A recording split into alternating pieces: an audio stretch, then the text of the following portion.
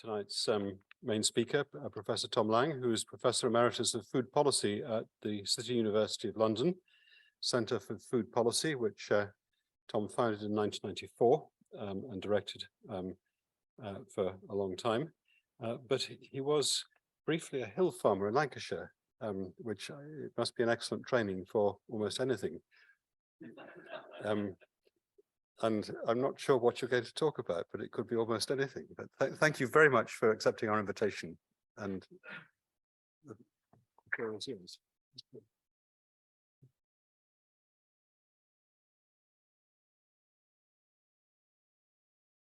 I think my slides are going to come up miraculously. James, are you up there? He is.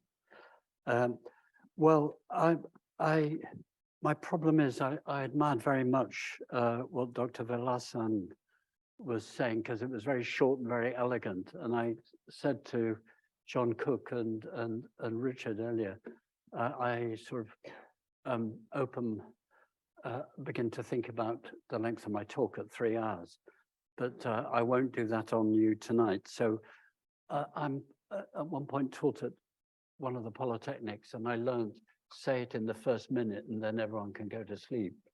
So I'll do it visually rather than with a slide. I basically want you to think about the food system.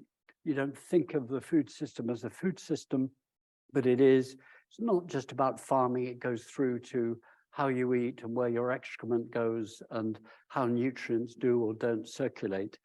And there's increasing interest that the huge advance of the 20th century has actually created an amazingly efficient, totally devastating food system. Food is, I'll tell you a bit about that. And I will ask a second question, which is to ask you to say, what's food for? And it's a very simple question, a bit like when I was a government advisor. I'm still remembered in the groups that I worked for asking a question, what's land for? I want you to think tonight, what's food for? And thirdly, I'm going to focus in quite a lot on, in fact, my title, this phrase that we use in my sort of world of food security. You think of military matters of security, you think maybe of your domestic security. Do you have locks on the doors? Dr. Velasa Hahan was referring his nice model of the key and the lock. Do we have such a security over food? Do you know where your food comes from? Are you aware what underpins it, the risks or threats to it? And I'm going to particularly raise the question of how can we address food security? We're in a very rich country, which is overeating, over-consuming, over-polluting, over-creating problems. But that world is coming to an end for structural reasons. And then fourthly, I'm going to ask some very political with a small p question. What should we be doing? And in other words, you know, when I was asked, would I come and talk to your learned society, I thought, why am I being asked to this? I think what I do and the new generation of food policy thinkers do is to actually cut across the sciences. It's about trying to, as the Blairites used to say, join up. How can we link the knowledge that we know from biology with the knowledge we know from environmental sciences, together with the physical and the energy sciences and so on, and the social sciences. So how do we listen to those? And that's really, you can now go to sleep. That's what I'm going to talk about. Again, my Polytechnic training, put it in one slide and then they really can go to sleep. I'm going to ask you to focus on Britain. I'm an internationalist. I've spent most of my working life working at the international level, UN. I'm an academic. I was a farmer, as John said, at one point in my life, and very useful it was in grounding me. But I'm going to try and focus on Britain, partly because, in my view, wrongly, but rightly or wrongly, the British voters in their wisdom chose to leave, where we get at least a third of our food from, with no discussion about the food security implications. No discussion at all. And we have basically an imperial legacy. I shall talk briefly about that. We have a highly concentrated food system. I won't talk much about that, but 9 companies have 94.5% of all food sales. I'll repeat it, 9 companies have 94% of all food sales. 4 companies basically control the world of seeds. 4 companies. It's highly concentrated. And in botanic and biological terms, the concentration of seeds is extremely important. This year, I was saying over dinner this evening, I spent the morning with President Biden's advisor on global food security, and he'd appointed the man who set up the Svalbard seed bank in permafrost. And a wise choice it is too, because we know climate change is going to completely alter and is already altering ecosystems, such that we will need to plant differently, grow differently, consume differently. We have a problem of consumers who think that it's their right to have 30,000 items of food to choose from, but basically only choose about 40. The distortion is quite remarkable between what we could and should be eating if we look through the lens of health, or say if you look at the world of food through embedded water footprints, extremely important. We think in Britain we're water rich, we are, but there are great slabs of Britain which are not water rich. So we're actually getting that third of our food from the EU, mostly from water depleted areas, and we're not even thinking about it, let alone costing it. We have a very high impact on the environment. Food is the biggest destroyer of biodiversity on the planet. It's the single biggest emitter of carbon dioxide, equivalents of what consumers expend. It's the biggest user of water on the planet. It's the biggest land use, so on. It's socially divided. Britain's food system is divided. The life expectancy, you're a learned society. Anyone tell me what the life expectancy of the top 10% of Britain, of which I'm one, maybe some of you are too, and the bottom 10% is? Anyone guess? What's the life expectancy difference? Yeah, pretty good. 12.5 in some. I live in London, work in London. My university is as far from a bit of growing land as you can get in Europe. Literally, our offices are in the city, the old city. It's 12.5 between the richest of Kensington and Knightsbridge and the poorest of Peckham, in 5 miles difference. You know, we're living with a gap of life expectancy between Blackpool, Sir Michael Marmot, professor of epidemiology at UCL, whom I know very well, used to say, you know, every stop you go on the tube from Tottenham Court Road eastwards, you knock off a year. You know, and we put up with this as normality in Britain. This is extraordinary. If you had a war tomorrow, you'd be thinking very fast indeed about that classic difference.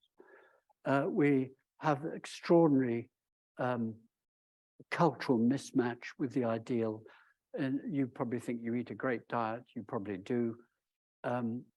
Partly, you know, in public health, we always say, choose your parents wisely. It's the best investment you can make. But we know diet can actually alter life expectancies very dramatically. Britain eats dramatically low amounts of fruit and vegetables. And if you go to the bottom, 20% in Britain, they're, you know, maybe eating 1 portion of fruit and vegetables a day, maybe 1. This language of UPFs, ultra-processed food, Britain consumes the most ultra-processed food diet in Europe, well over 50% now. Those are foods which are factory-made, mass-produced, high in salts, fat, and sugar, so you basically have very little control of your dietary intake. And policy basically isn't in control, and Brexit has frankly been a disaster for it. So food price inflation now is 16%, depends who's. Tomorrow, new figures are going to come out. I'll give you them actually breaking embargo, the Food Standards Agency, because I'm taking a bet no one from the press is here. But it's coming out tomorrow. I'll give you those figures. But we have this huge crisis of climate change and water and migration. If climate change continues to kick, as meetings like the one I was in today, where there was just total agreement among the climate scientists present, it's not going to be 1.5. We're not going to get the 1.5. More likely we're going to be 2.5.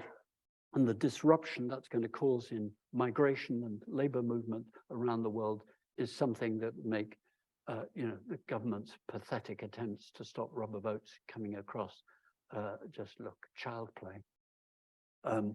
So basically, are you depressed yet? I'm just checking.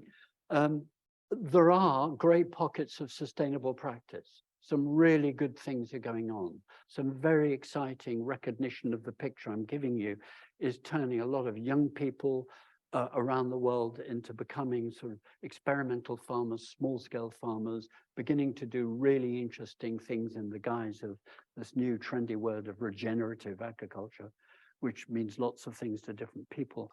But we know enough about sustainable practice to do things, and we're not doing them. So policy, I'm a policy man, I would say this. I was the world's first, indeed only, professor of food policy in the world, but I'm glad to say there are now quite a lot, because people are realizing this is really important stuff, and it can't be done by one discipline. This has to be transdisciplinary. Many people looked 10, 20, 40 years ago, said, well, the business will look after it, Tesco, Nestle, Coca-Cola will resolve this. Unfortunately, they're now very aware of it, but they're part of the problem. And they're schizophrenic, actually, if I may use that word. They half understand the problems and half don't know what to do about it, and half are locked in into the existing mess, and half beginning to think, how can we get out of this mess? So BAU is business as usual. Okay, so that's my talk. I've done all these slides, really far too many as I do, but just so that anyone, if you want to look at them later, they're there. I mean, this is the wonderful Hannah Ritchie of Our World in Data, summarizing some actually very good studies not done in Cambridge, but by academics at Oxford and in Geneva. Basically, we know food accounts. Where's my light? I'm going to do this one. Whoa. Here. Is that showing up with you? No. Here, down here. Whoops, it's not doing it. I can't do it. Anyway, bottom, oh, wrong one. Incompetence, forgive me. Forgive me. Bottom left, you can see over here, I'm going to break the rule. That's food. 26% of all greenhouse gases. Minimum is what we know. Some studies showing more than that. And it unpicks to basically being about what we do on the land, what we grow, how we use land. And on the right-hand side, this is sort of stuff I spent large slabs of my life on.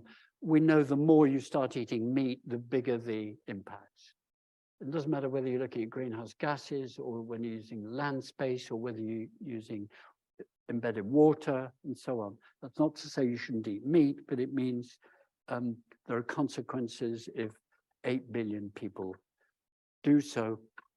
And 4 years of my life was spent on the Eat Lancet report, Food in the Anthropocene, which basically the medical journal The Lancet takes sort of 12, 18 people like you or me, throws them in the room and says, come up with the answer. And the answer was the answer to a question. The question was basically Malthus today. Can we feed healthily 9, 10 billion people by 2050? And our answer was yes, but not if we eat like the Brits eat, not if we eat like the Americans eat, because there is enough land to do it, but basically the ecosystems on which life depends get destroyed. So we can do it, but by dramatically eating differently from how we currently eat. So if you want to eat meat infrequently, make it feast day food again, not everyday food, and so on. Big. Now go and talk to the politicians. I talk to politicians, it's my job. They just run scared. You cannot do this. It is impossible. You can't be nanny state. This is why we've left Europe, so we get rid of all of this nonsense. You know, you're in that terrain. So this is very tricky politics. And here in one slide is the Landsat giving some of that sort of information. We know it's not just measuring by greenhouse gases along the bottom, or land use, or energy, or acidification, or eutrophication. The more you go up to being the meats, which are at the top, and away from the legumes and the vegetables at the bottom, the impact grows enormously. And we know it in lots of different ways. We know the food is being wasted worldwide. It depends on the country. In Britain, it's about 25% of all the food we buy at the 9 retailers that we buy from is wasted. Waste in rich countries like Britain tends to be from consumption end. In poor countries, it tends to be near the field. Lack of infrastructure, lack of support. These are huge issues. And I could take you back to people even in Cambridge in the 1930s who began to articulate the need to deal with waste then. They wouldn't believe it that we in the rich world are still wasting. They wouldn't have envisaged a world where food was so cheap we waste it, that food is so overproduced and so cheap we can overpurchase and then waste it. But it's true. And one of my many heroes, the great Tony Allen, died last year, the father basically of embedded water. I always think water because he taught me to think that food, when you get that orange or the clementine I ate at dinner tonight, it's come from Spain almost certainly at the moment, from water-stressed areas without me thinking about it and thinking, isn't that great? It's lovely. The consequences of that. The water stress figures are now getting very, very sobering indeed. And you will see, if you can see on this right hand, if you look at Britain there, the right hand, the southeast, and you're actually in an area here, which is in some figures is like that. The southeast of Britain, even to Cambridgeshire, is water stressed. And that's going to accelerate with climate change. Soil erosion, you know, the bigger the circle here, the bigger the impact. You know, are you still depressed? It's not a good picture. It's not a good picture, but this is where we are. If we now turn to Britain, all of that just continues. If you look at the bottom left, I put trying to get estimates of food system emissions, the latest figures we've got from RAP or from WWF using different different scientific bodies and databases. You know, it's about 6.5 kilograms of CO2 equivalents per capita per day where we're consuming in our food, and it's going in different ways. You probably can't see it here. Mostly it's very much agricultural based, but then if you add up the rest, even your home delivery is emitting carbon. Your food retail, you're getting in the car to go to the retailer to then bring it back. The plastic, the packaging, it's really quite remarkable how it's spread. We're locked in. Even if we stopped eating meat, but do the rest, you're still locked into a high carbon emission system. There are 3 slides in one here.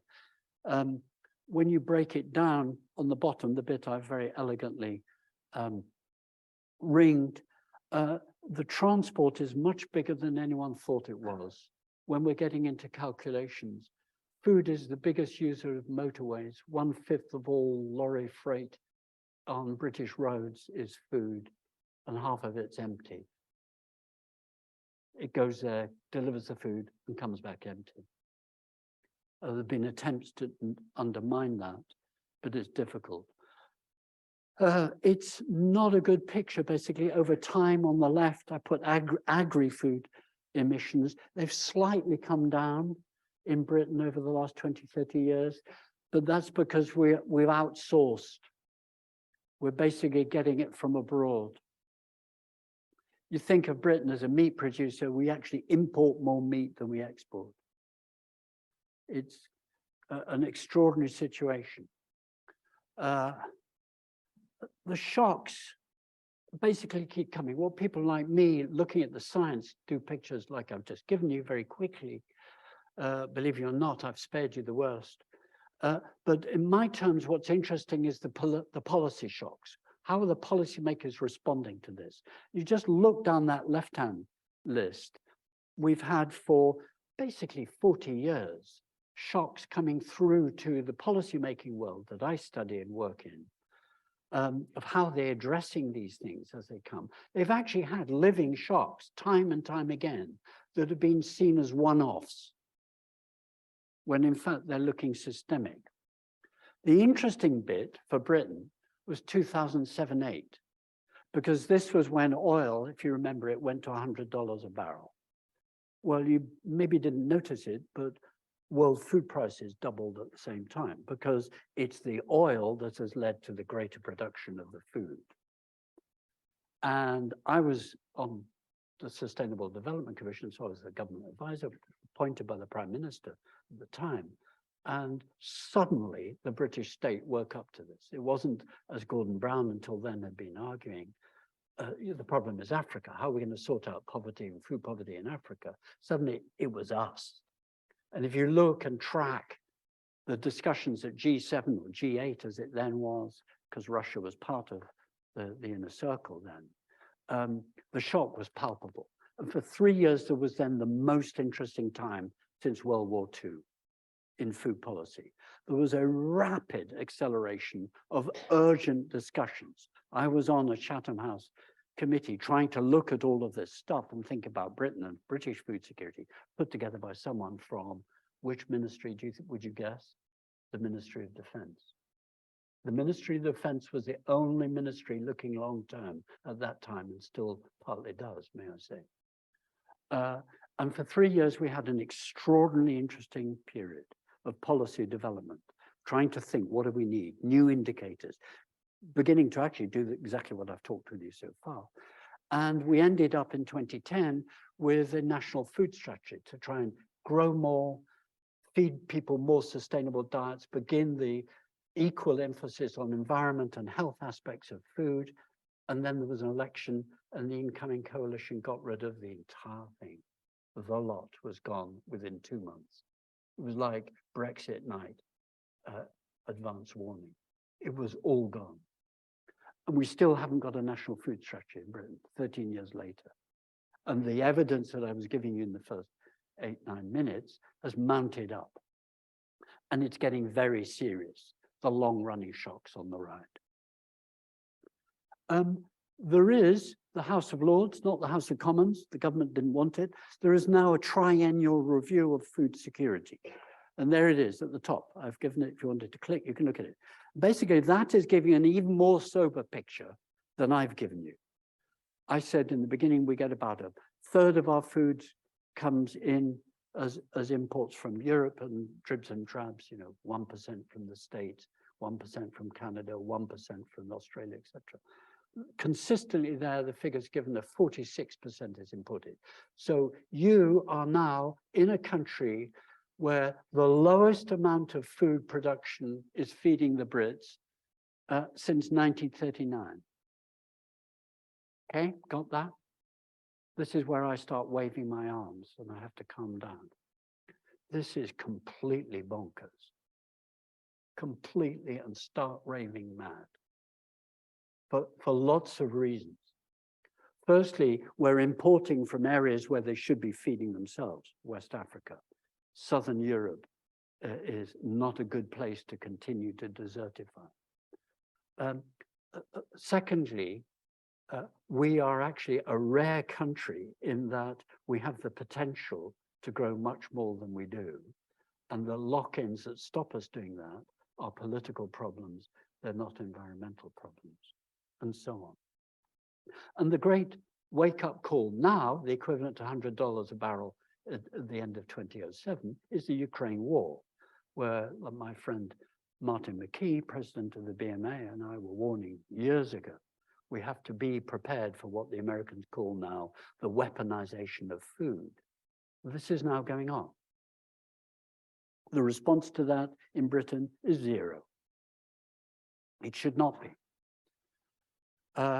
And I want to sort of flip alongside this big picture stuff, that it's now nearly 20% of all British households are suffering some form of food insecurity. We're literally having measures designed to measure food insecurity in Africa, sub-Saharan Africa, can now be applied in Britain. And you get some very, very sober findings, which I summarized in a book I wrote, which is why I was asked to come here, Feeding Britain with Penguin. It's now a Penguin, a Pelican paperback. So if you want to be really depressed every night, have a look at that book. The trade gap is enormous. It's now £27 billion a year. We're importing more than we export. We basically export whiskey and biscuits. That's what we do, and some meat. But we import, and here's where we import from. And the government's view is it doesn't matter because we're getting it from lots of different countries. But if you look at them, all except one on that slide are the European Union. These are figures from the government. If you look at Britain's landmass, I don't know if we've got any geographers here, we've got about 18.7 million hectares of total agricultural area for the UK. Farming area. Croppable, the definition DEFRA has, Department of Environment, Food and Rural Affairs has, we've got about 6 million, of which 4.5 million hectares are arable in black here. Horticulture is not even a million, it's 165,000. So Richard and I were talking earlier, you know, we're both keen gardeners. Actually, it's the small scale that we maybe need to be thinking about. If there was a war tomorrow, we'd be doing food stuff, we'd be encouraging a massive growth of SMEs. And at the meeting at Chatham House, I was at this morning with one of Biden's advisors. We were talking like that again. How can we do that? Whenever I come to Cambridge, I look at the desert of monoculture as we come when you turn right off the main line and come here. But it's Cambridge grain barren town. How can we put biodiversity in? How can we put biodiversity into the field and then down our throats? That's my one-liner for ministers. I said water stress. Well, this is not me. This is not old figures. This is the Environment Agency's latest figures of water stress in Britain. Do you see how it's grown from that earlier version? You know, Kent is by any accounts water stressed, and it's one of the few areas which is producing fruit still. East Anglia, even over to Herefordshire, where the one growth area of British horticulture in the collapse that's been happening has been polytunnel strawberries, the 4 fruits, soft fruits. Last year, do you know where, sorry, the year before, 2020, the biggest source of labor for picking those fruits was? And my home county of Lincolnshire, the biggest thing, the Ukraine. The Ukraine accounted for 70% of all the fruit and veg pickers of Britain. And that's why you're getting less now.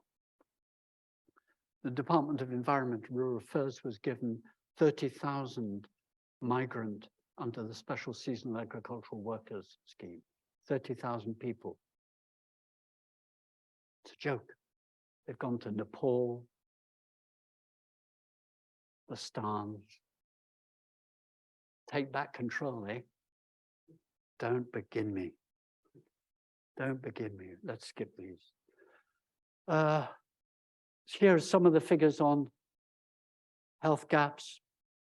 You know, the lowest that I can find in government figures is life expectancy gap of the bottom 20%, 9.4 years for males, 7.5% years for females.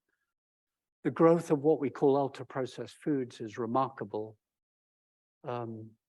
Obesity, creeps up and up and up and then becomes a problem for NHS. You know, this is basically out of control. We've got food price inflation now, huge discussion about energy, but next to nothing about food. It drives me, well, it's one of the failures of my life, frankly. How have we allowed that to happen? That we're accepting food price inflation, but up in arms if diesel for our 4x4s goes up.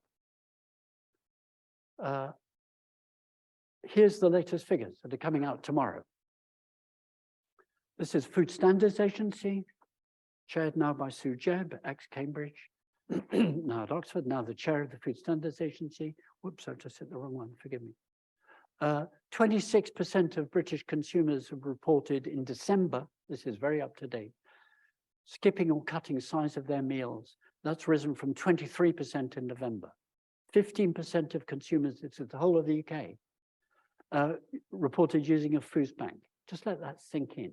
15% of Britain reported using a food bank. That's why you see, if you see accounts of NHS workers or striking this, that, or t'other, they're using food banks. It's because they are. And the food banks people will tell you that too.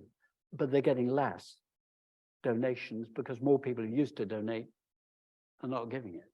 This is not a good, this is no wonder people in social policy are saying, where's the beverage? How can we resolve this social problem? People skipping essential shopping. And this sort of thing, when I was young, we studied in the developing world. People feeding their men and their children before themselves. It's the women, and vice versa. This is Britain, the 6th richest economy on the planet. Here are figures from the Food Foundation, set up by an ex-Tory MP, Laura Sands. Indirect relative of the Churchill family, a good woman. These are the sorts of figures. And they vary, look at the map over there, very dramatically, much higher when you go north or southwest and so on. It's a divided country. Now, okay, what is food for? You notice I put in little writing, is it for feeding people? Well, one might think it's not actually. There is some boring stuff I'll skip over, but very important to me, which is the year I was born, 1948, the UN Declaration of Human Rights, section 25 said it's the right to have a good diet, a decent diet. What I've been giving you is, it's not a sustainable diet, and for many, it's not a decent diet.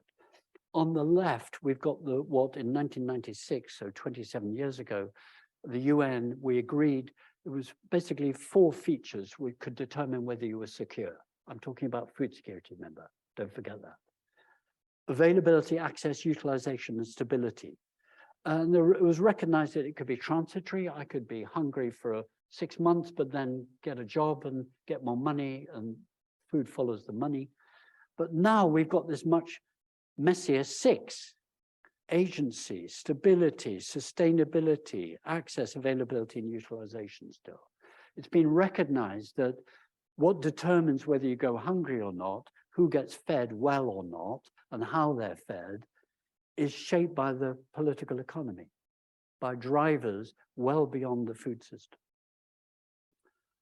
And you don't need to read this. This is from a forthcoming book I'm writing at the moment.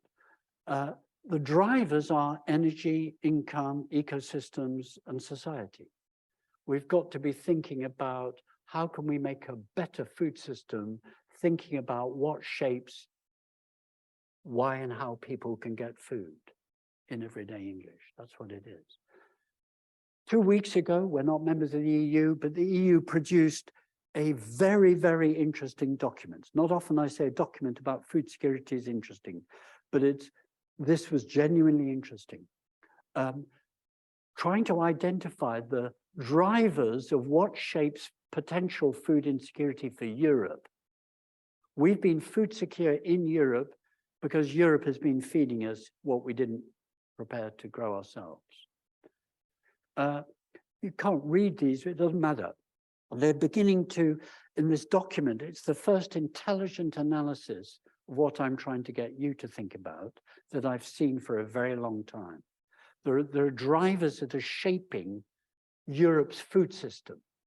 We should be doing this too, and it's not being done. The food security report, which is only going to come out once every 3 years. We used to do them every year, by the way. It's now been kicked into only doing it every 3 years.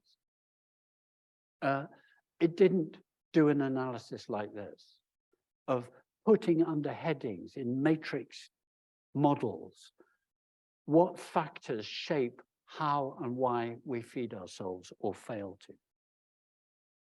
So it's possible to do it. And I want to begin to sort of open things up by saying, in my Feeding Britain book, where I looked, as someone very kindly said, it was a one-man royal commission on the British food system. This was taken originally from that. That essentially what we've been talking about is trying to say, what do we want our food to be? When I asked you to think, what's food for? What do you want from food? Is it pleasure? Is it national sufficiency? Is it to have a good time? Is it to control it? What do you want to do with it?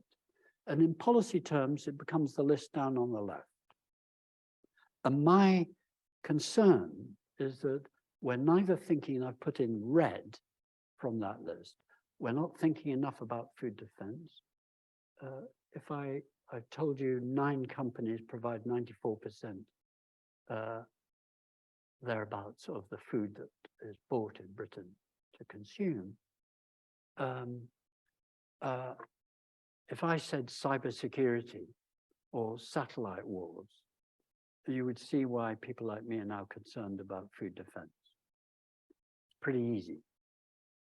Because the food system now is a satellite-based logistics system, the just-in-time system that fills the shelves, as well as filling Amazon for you to be able to get the delivery of whatever you're buying from Amazon. That system is incredibly vulnerable. And the food system now has routine cybersecurity breaks, routine malware and ransomware at the moment. It's being factored in. I now go and talk with insurance companies, reinsurance companies, military people about this. We've built a system which is very, very vulnerable indeed.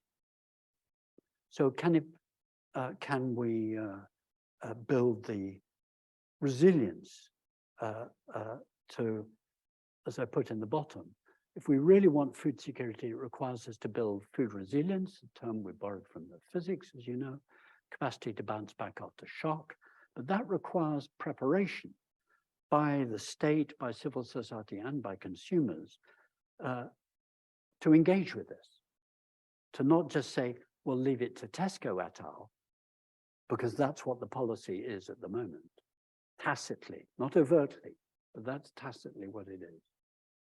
So I'm beginning to look very seriously with people in Parliament and elsewhere at what would civil food defense look like in Britain?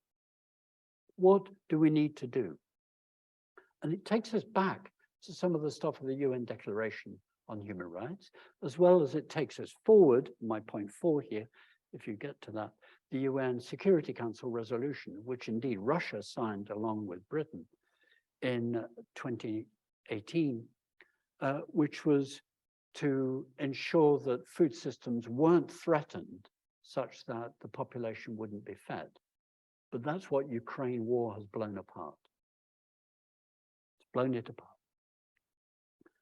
I think we need, basically, if you're reading through this, is a recognition of core rights and responsibilities.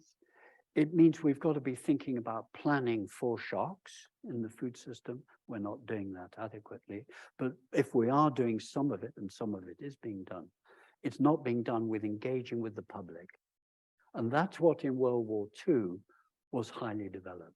There was a mass education and involvement. When I go and talk with people across the British state at the moment, they say, we mustn't frighten the public. Well, I'm not talking to the public, I'm talking to you, except you and I are the public.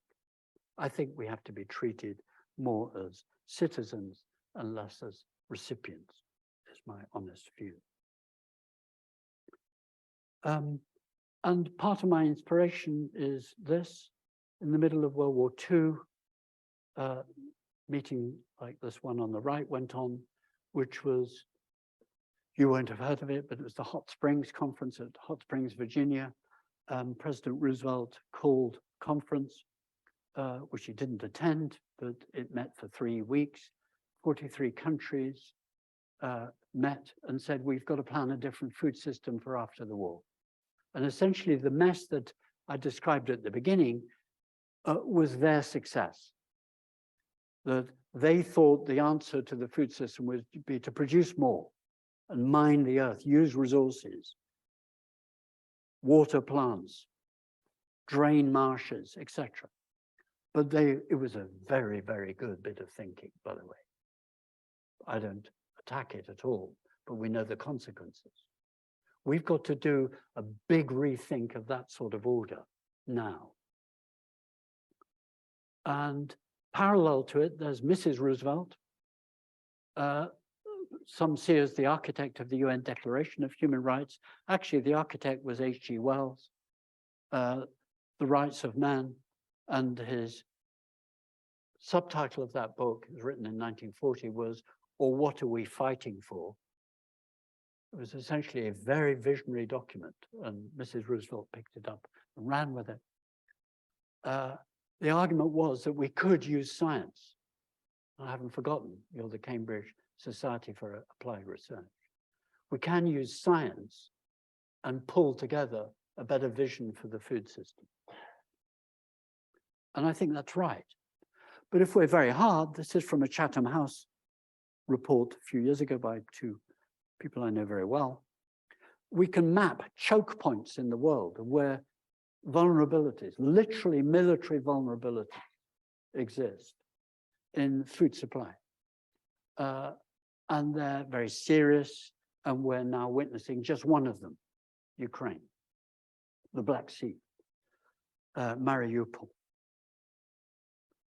And my thinking is this, in very simple terms. We've got to involve the people more, stop treating them as we mustn't frighten them. We've got to build the food defenses. We've got to build the capacity. So think in terms of land and decentralized use of land. And we've got to build the social resilience. So I see food security increasingly in public policy terms as this. I won't give you this at all, won't talk through this at all. We have some embryonic bits. I had the pleasure of working with Chatham House, the woman who helped push through the Civil Contingencies Act, the 3rd bullet point. That learned from the milk lorry strikes of 2001, that we've got to be thinking about annual monitoring of the food system. There is an annual, in theory, a monitoring of the food system, and every year it just says, we're fine, don't worry. I read it. We have resilience forums. You will have one for this area. They didn't kick in COVID. They were very weak. Emergency food distributions were weak. We've learned from that. Read the National Preparedness Commission's recent study by King's College on that. We haven't got a Navy force. You know, in my book, I itemize. I didn't think my work would take me to this. We have about 17 rubber boats, which are the border force. Greece has about 400. You know, we have a very, very weakened proper defense, if you're interested in defense. I won't get you depressed. There's Churchill. That's the picture I put up to remind myself. This is Mariupol. This was the biggest, second biggest port of Ukraine, where all the wheat went through. And the Ukraine war is a fight for wheat. It's very effective. It's working. It's not the cities, forget the cities. It's the wheatlands. Got to think about food as soft power, not just hard power. I won't say more about it that. This is where the morale issues come in. Ration books, you know. I'm old enough to have had a ration book. We're retrained all the time. We've been turned into self-checkout people as opposed to being serviced. We're working all the time for free. It's what we call consumer choice.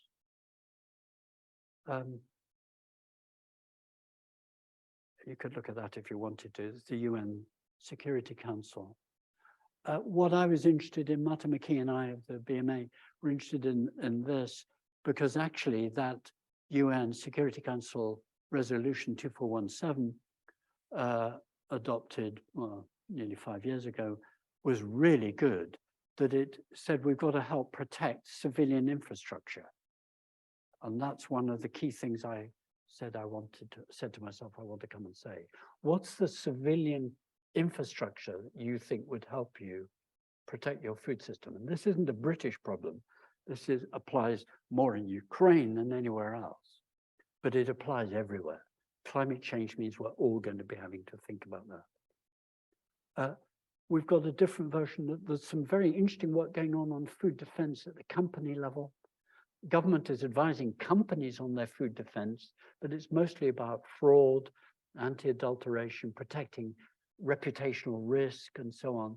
No one is conceiving the big threat, like I was talking all this morning with at Chatham House, of what impact will climate change actually have in really disrupting. We've got to be talking about this now. This is a very sober talk. If you thought this was going to be a fun talk, I'm really sorry. I'll skip that. Cybersecurity, basically. And this is what gets me out of bed now. I'm interested in people's food defense. What would it mean?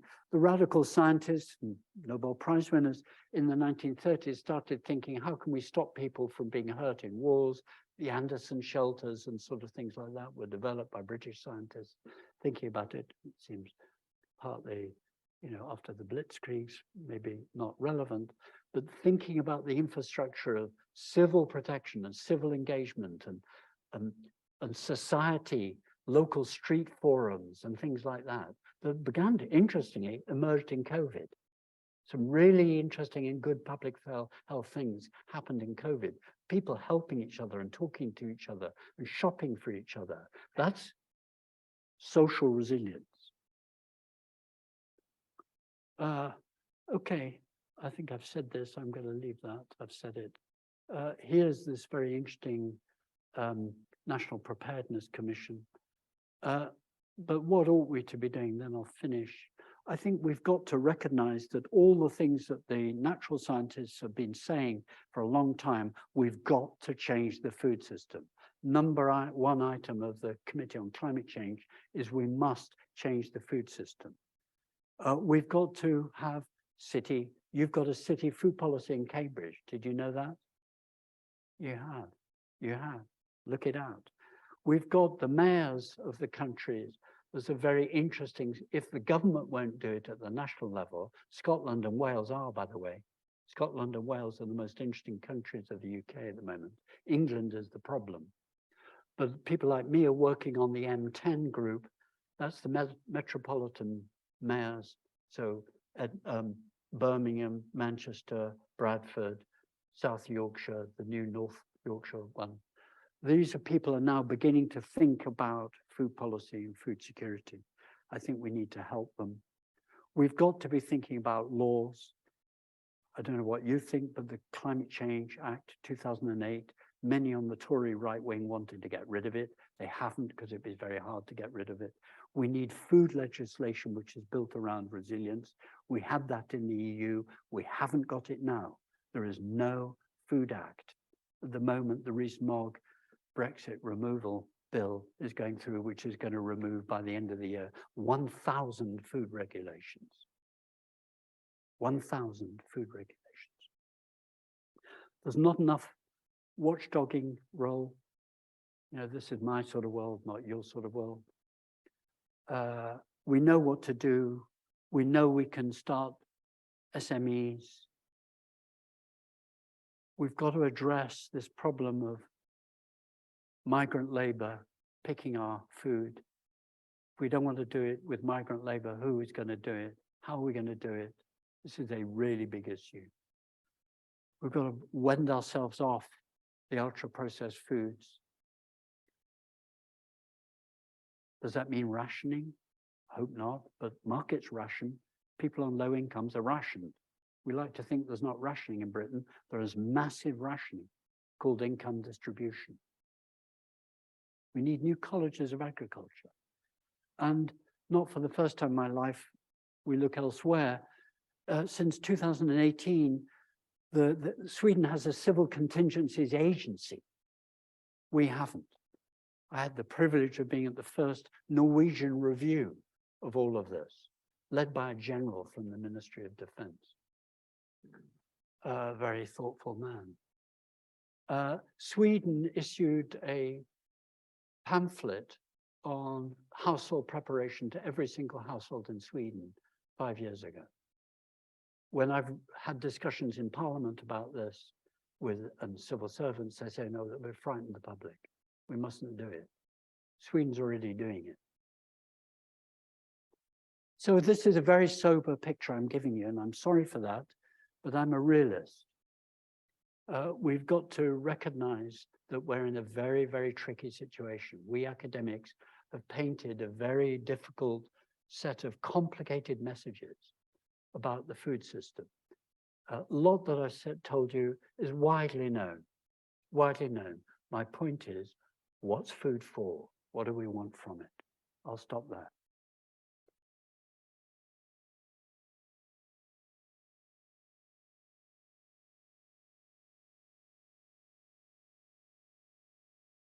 Tim, that was Deeply boring. No, food for thought, I think. Yes, Oh. yes. I'm sorry about that. I know. It was. There's a huge amount of stuff to absorb. You know, he's a gardener and he's smiling. I'm a gardener and I'm smiling. Is gardening the answer? So Richard? is this? I don't know. But is this a uniquely British problem? I mean, there is a sort of history. I mean, I think the lowest point of indigenous food production was 1914, wasn't it? It was. And then there was a concerted effort to feed ourselves, which Yeah. carried on to the 1960s. No, it went up and down. Sorry to correct you. It grew in World War I for the reasons we know. Yes. But it wound back after that. And by 1939, it was 30% of Britain's food. As low as 30%. This is 30%. And then it grew again.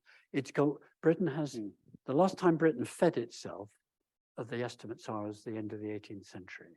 And I'm not arguing a case, in case you thought I was, of national self-sufficiency, autarky. You know, close the borders and feed yourself. I'm asking a much gentler question of saying, could we produce more sustainably, appropriately, where a shock comes and doesn't destroy the infrastructure? I think a country that's only feeding itself 54% is in a very tricky position. Singapore feeds itself 10%, but has just set itself a target a year and a half ago to treble it because of this sort of stuff. Yeah. It's not just Britain, to answer your question, Richard. Not just Britain, but Britain is in a very peculiar historical legacy position for the reasons we know. right. Well, let's get some questions. One, just there. We have a few questions that have come in from our online attendees. The slides are for you, by the way, so I'll give them to Richard Thank and you. John. Yeah. Thank you for your talk. I read that to produce renewable energy for the UK, we need a land area the size of Wales for facilities. I was wondering, how does that compare to producing food for the UK, and will there be a conflict between the two? Yeah, there is a potential conflict, but much depends on what you are using your land for. So my question, what's food for and what's land for? They go together. Essentially, it depends what you eat. There's plenty of land to grow food in Britain that we're not using. That's why I gave you the, the 18 point. It's really stark, those figures. Those are not my figures. Those are the government's own figures. And confirmed by almost everyone. There is huge potential land for growing food in Britain, much greater than we're doing at the moment. The problem about it is A, land ownership, but B, mostly labor. You can, I will quote the example of Guy Watson, who I met 30 odd years ago. He was renting 2 acres of land from his father. And I was with him when, later, 30 years later, when he'd built it up to providing food for 80 to 100,000 households, growing in Devon, which was known as dairy country. So it depends what you do and how you can do, which is why, forgive me, Richard, saying about gardening. We know the moment you call yourself a gardener, you start looking at what was previously seen as a field and very difficult to grow in. You plant hedges around it, you shelter it, and you start growing and diversifying the production. So the question you're asking is a very good sort of systems analyst question. But I'm being infuriating and saying, well, it depends how you use the land. And that depends on this interesting EU report of the 25 drivers. Are you going to make the land available? Are you going to skill the labor? Are you going to train people so that they know what to do if they had it? All those sort of questions kick in. So just sort of thinking about sort of Rumsfeld-like classification. The known unknowns. Yes. But this is a problem of our own making. We could fix it if we wanted to. It's not intractable. Agree. That's why I'm not in case you are depressed, a friend of mine who went off and founded Incredible Edible, which in the North Pennines turned this deindustrialized town into where the police station now is growing food on the grass outside it, or what was grass. I think it's up to us to actually do it. I'm an optimist, not a pessimist. Yeah, hopefully this doesn't sound glib in response, but I mean, just because the land is available, we shouldn't necessarily use it. I mean, I don't want the whole of the UK landmass to be, entrained to supporting one species. Where's the wild space is going to be? Well, that's where the calculation, this sort of analysis I've been giving you is now leading to studies. We've got plenty of land to wild and rewild, and literally wild, as long as in the middle of wilding we have 100 acres of horticulture. That's actually our priority. We've got to rebuild horticulture while we're releasing land that has been used to grow grain, 50% of which is fed to animals, in a way that really we ought to be stopping. That's the key breaker on land use. I should have said that to you earlier. There's huge use worldwide, and here in Britain and in East Anglia particularly, where we are now. That is fed to animals to basically shorten the life expectancy they have, which there is an argument, by the way, and there's very neat studies now going on, that by feeding them very fast, you get them off and they stop emitting the methane and so on. With poultry, that doesn't apply. With pigs, that doesn't apply. But with cattle, it does apply. Cattle, time and again, are actually the problem. And I speak as an ex-Welsh black pedigree cow when I was a hill farmer. They're very beautiful animals and very thrifty. We shouldn't be feeding them grain. Let them be thrifty users of rough land. In a sense, in a furious row I was having with some organic farmers once, we agreed that really the principle probably ought to be that we've got to put cows and sheep back into their ecological niche. Right. That's the Darwinian perspective. I thought grain feeding of cattle was a US invention. No, we did it too, but we can blame the Americans up to a point. I'm taking, I have quite a few questions online. Let me take some of them. Tim Gosling, looking at the world view, how far does all of this depend on solving the population problem, the 8 billion people we're going to have around? Well, that's a very good question as well. I said the Eat Lancet Commission, have a look at that, Mr. Gosling, if you haven't.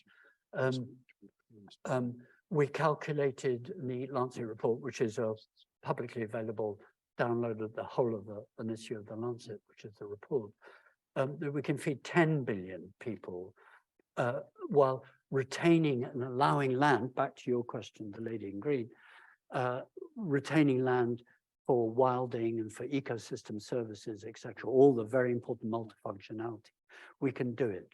But it only works if we eat differently. If we eat like Americans, it doesn't work. David Wallace asks, food price inflation appears to be outstripping all other sources of inflation. It is. Do we really understand why? Controversially, on the basis of your comments, maybe an upside might be that we will waste less. That is not a thought I've heard before, of course. In other words, I have. Yes, but the problem is it's hitting the poor most, and it's hitting their health worse. And the long-term effects of that is what Martin McKee and I were prophesying in our BMG paper. These things are all resolvable. We could be addressing waste better than we're doing. We could be using the waste better. In my garden, there's no waste. It's called a compost heap. You know, we don't eat meat, so it doesn't go on the compost heap, which you can't do easily anyway. So we are dreadful in our recycling of compostable material in Britain. If I was a ministerial advisor, sorry, Richard, if I was a ministerial advisor, that would be one of my top 10 within the first year. So that there are 120 or so different systems of recycling of plastics, paper, etc., tins. These are mostly food products and packaging problems. But some of it is literally waste food. We're not having this is the argument of the circular economy. Those of you who are engineers will know this only too well. So there's an anonymous question asking about changes in taxation and or subsidy to help the invisible hand. And I think you sort of touched on that. I did. Then the final one I got online from John Scott is 2 questions. Can insect protein help the position? Also, big business is pouring billions into making unhealthy food. Do we need more education at school to help to go for more home-produced meals, or does it need much more aggressive government action on the food industry? That was about 5 questions, but I like them all. That's the sort of thing I do. No, you weren't counting, I was. Trying to see if I could remember them. Yes, it does need, if not government intervention, it certainly needs government framework, and that's what we haven't got, and we threw away in 2010. Does it need more focus on children? A key part of what was asked. Yes, but that's long term. We've got a really critical short-term crisis that we've got to start addressing now. That means dealing with adults, not just children, but I don't see them as either or. And the first bit of the question, Richard, I can't remember what it was. Insect protein. Insect. This is really interesting. Yeah. Insects is really interesting. I spent sort of days at the FAO, the Food and Agriculture Organization, with the insect specialists. And there's a whole argument, a bit like I say, get biodiversity into the field or into the garden. They say, support the insects in the forest by eating them. And that's historically, and actually, many cultures actually do. And I was in the early discussions at the EU level, the Commission, the European Commission, about preparing framework thinking of what could Europe do on this. To cut a very long, very interesting area. Humans consuming in rich worlds, consuming insects in the rich world, it's not really working out. People don't really want it. They can be turned into powder and maybe added to things, but that tends to be applicable in processed foods. What's being done is actually insects are being farmed to feed to fish. Yeah. And that's an interesting one. In the Eat Lancet report, it was one of the conundra we left hanging, actually. We didn't resolve. We said, we've got to have huge investment and thinking into the 2 billion, the feeding of the 2 billion people on the planet, for whom fish is their primary source of protein. And for us in the rich world, Britain, we actually tend not to eat enough fish against the conventional nutrition. I thought that was going to be a Brexit bonus, but I probably no, misbehaved myself. your cynicism must not be allowed to run forward. Not I that didn't you want to have spoil any. the evening. Yeah.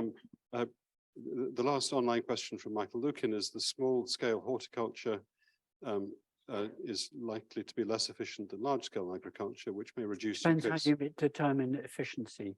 In terms of cost, it can be. In terms of labor efficiency, much more. In terms of output, you get more nutrients per acre from a gardener and a small, medium-sized enterprise than you do from scale. So if you put in how far the food then gets transported, All then of the those equation might look more It's positive. more complicated than just saying Right. big scale is better and more efficient. Okay, some questions back in the audience. Mine's more an observation. About 15 years ago, I organized a series of talks and discussions on foundations of society. One was on security. And the principal speaker was Sir Richard Dearlove, who at the time had recently stepped down as head of Yes, it's MI6. interesting. We thought he'd talk about terrorism. He did briefly, but then he moved on to talk about energy security, water security, Correct. food security, biosecurity, cyber security. Yeah. I was amazed that he was somebody at MI6 thinking about these things. Correct. I'm sure they're reporting to government. What government did, I have no idea. But what are the things today that really matter? Those 5 things. Correct. And what he said was that the driver was actually climate change and of these threats of security was climate change and the mass migration of people. And what we see today is a mere prelude of what we can expect in the decades to come. Well, thank you. I'm very glad you said it. That's exactly, you put very succinctly what I took a long time to say. But that's because DLF has not been listened to. The Ministry of Defense, I get my students to read very serious military documents and reviews. The US Department of Military people do really interesting reports. The Ministry of Defense does really interesting reports. I talk to them, I teach there. You know, we must actually start putting governance together and listening. We created in 2008 period to 10. By 2009, we had a national UK Food Policy Council. It was beginning to address these sort of questions. It was abolished within 2 months of the coalition. Question over in the far. I've got, thank you very much, it's brilliant. I first got interested in this sort of thing in the early 80s, and Yeah. there seemed to be more awareness then than that. By about 2000, awareness seemed to have disappeared, Yeah. and it's come back very recently. Yeah. So my first question is, have you got any explanation for that? That is, as a society, we seem to become stupider. And the second question is, you talked about, this is quite different question, food security and obesity. Yeah. To what extent, you and I are both vegetarians, and I think that we can eat quite cheaply and quite well. To what extent is the problem of food insecurity down to not having enough money to buy food or not knowing how to spend your money to get a balanced diet at a low cost? I actually do eat fish occasionally, so I'm a pescatarian, pesky pescatarian.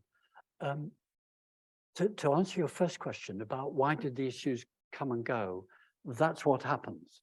You know, when I was exchanging with Richard about something earlier, you know, things go up and down. There are no continuity lines on something like food. It tends to be in Britain, and it is actually our legacy. My conclusion I wrote in my book, my Penguin book, and more detail than some other boring books. This is actually the British idiosyncrasy. This is the legacy of 1846 from the Napoleonic Wars. You're laughing, but it's true, I assure you. You're laughing because you know. After post-Napoleonic Wars, the very powerful agricultural element in Parliament basically got the tariffs put in borders, what we call the Corn Laws, to protect homegrown production. 30 years later, my great-great-great-grandfather was one of them. They were swept away. My great-grandfather was an industrialist. They wanted cheaper food to come in. He was a potter in the Stoke-on-Trent. They wanted cheaper food. And that slowly happened. By the 1890s, food prices had come down by importations, mainly because of technical changes. Shipping enabled, the first ship brought frozen lamb from New Zealand. Anyone know the date? You all know it by heart. I'll tell you, 1882. 1882. refrigeration. Refrigeration, primitive refrigeration was in place. The SS Dunedin landed in London and it could get food to Britain cheaper from New Zealand colony than from where I farmed in Lancashire. So the period you're talking about, 1980s to the present day, why upsurge now? Well, it was a great year of globalization. Britain expanding economy with membership of the European Union, and it began to tail off. And we've then started getting these shocks. In one of my slides, I had it on the right-hand side. These shocks started coming in faster and greater, and they're going to continue and they're going to get greater. Let's have one last question. But I haven't answered your second question. I'll answer you afterwards. There is an opportunity later, but let me just turn to. Regarding the debate on what the government think, Yeah.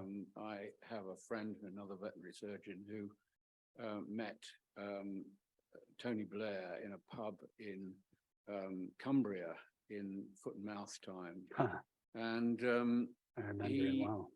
and he was vicious in the fact that he was fed up to the back teeth of agriculture With farming, yeah. and was looking forward to the day when we produced no food in this country. And whether the rest of our politicians take a similar view, I don't know, but they certainly don't seem to respond well to adversity and difficulty in agriculture. That's a good observation. And if I can just say that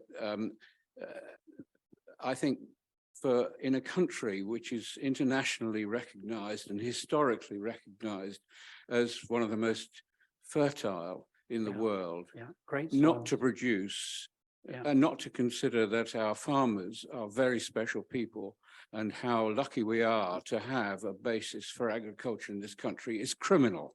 Right.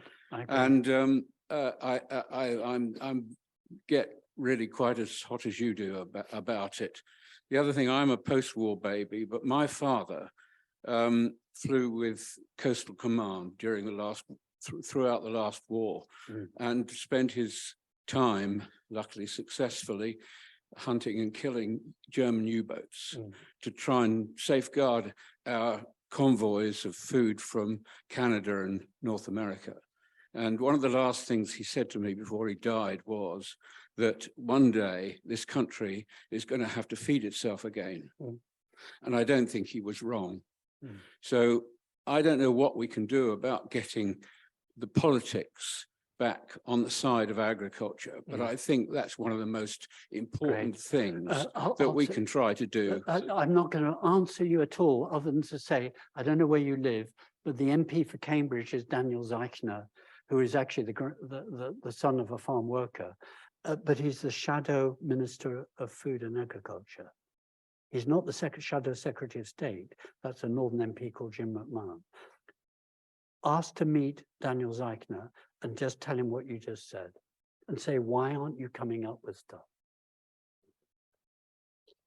Well, we have to get the politicians to address the issues we've been talking about tonight. Well, he's a good man, by the way, Daniel Zeichner. But so this is wonderful. I think we're just about surviving. I mean, it's it's a huge response from our online and real audiences. I mean, it's fantastic to run these conversations.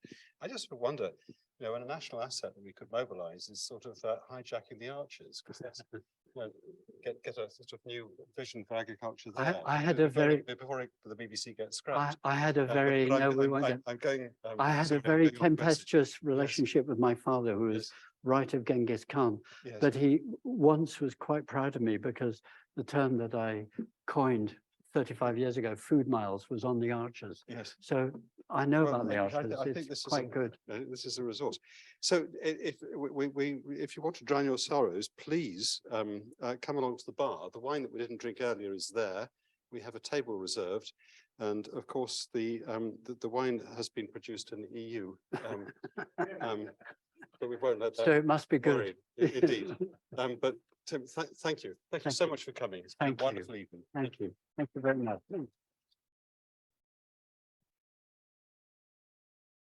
Thank you. Thank you to James, the technician, who was incredibly patient with me earlier too. And thank you so much for coming.